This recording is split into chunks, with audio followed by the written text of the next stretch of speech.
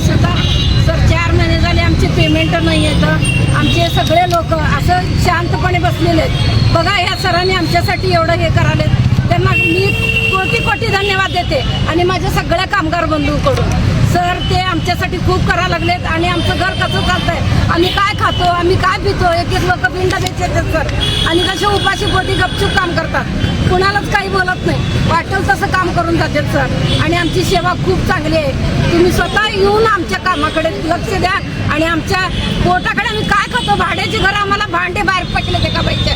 घरात परिस्थिती अशी आहे की भाडे दिले नाही, तू जाती कामावर, तुझं भांडे सगळे रस्त्यावर तिचे पडलेले आहेत. तिने घर कुठं राहावं, तिने कुठपाट राहावं कसली परिस्थिती आलेली आहे. खूप वाईट परिस्थिती आहे. एकेकांची परिस्थिती, मला सगळ्यांची परिस्थिती माहिती आहे, पण सगळ्यांची मी कसं मांडू. मी फक्त सगळ्यांसाठी पदरपासून भीक मागू शकते.